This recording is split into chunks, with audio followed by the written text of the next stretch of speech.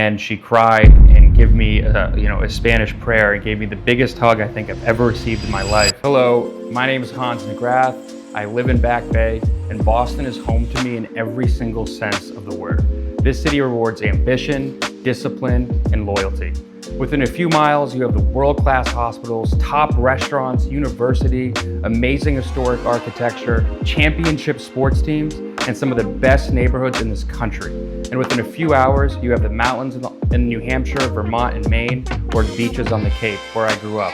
This city is such a special place for me to live, and there's a reason why people fight to live here. I've been in real estate for nearly a decade, and over that time, I have personally purchased and renovated multiple properties, each one a significant project. Construction isn't something I studied from a distance. It's something I've lived, made mistakes along the way, and have learned to make me better at what I do and help guiding people in their projects.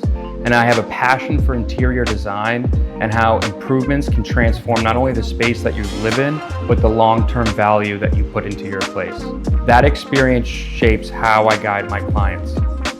When I walk into a property, I'm not just looking at finishes, layout, I'm thinking about structure, long-term maintenance, renovation potential, resale positioning, and how today's decisions impact you 5 or 10 years down the road. Over the years, I've worked with everyone from first-time home buyers, investors, families focused on school districts, empty nesters downsizing, clients taking on serious renovation projects, or developers doing big projects in and around the city. Different situations, but the same need: clarity.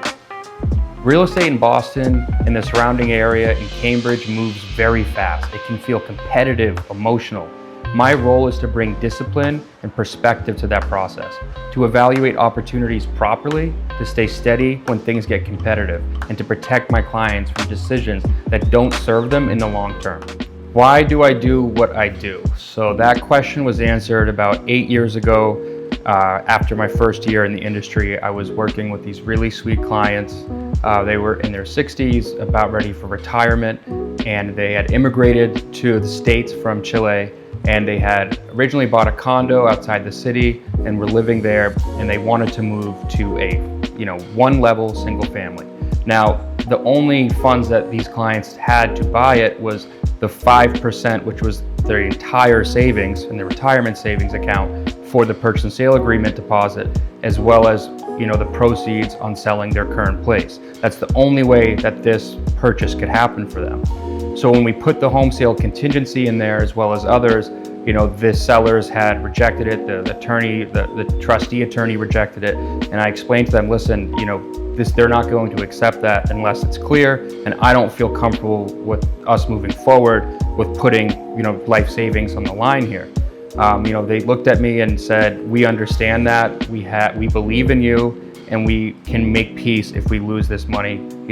Money can be made again. So I explained to them the risk of having the home sale contingency and financing contingency waived, meaning that their 5% life savings will be at risk, and the sellers are not, a typical seller. It's an attorney, and they will definitely take that deposit. I advised them not to do that, but they said, they understand the risks. They fully believe in me in selling their current place, and if it doesn't work out, they can make peace with that. So I was definitely under the gun here, and I made it my mission to do the best I could to make this work. I went through prepping their current place, trying to get it done within 5 days, bringing in different furniture, painting and whatnot. We ended up having a very successful weekend of open houses, got a great offer over asking with very good contingencies, and we were able to close on the place that they originally lived in the morning, and then have the purchase that afternoon. And that closing was a pretty surreal one, because I was there with both the husband and wife, and she cried and gave me a Spanish prayer and gave me the biggest hug I think I've ever received in my life. And in that moment, I realized, that's what matters, because yes, you can look for the highest sale prices or the most sales, and that's great and all, but what really matters is what difference did you make? And that day I realized what difference that there is to make in such a intimate and impactful process, and that is why I do what I do. Anyone can buy or sell a property. Doing it well, especially here, that's the difference. Now, if that distinction matters to you, then we should talk.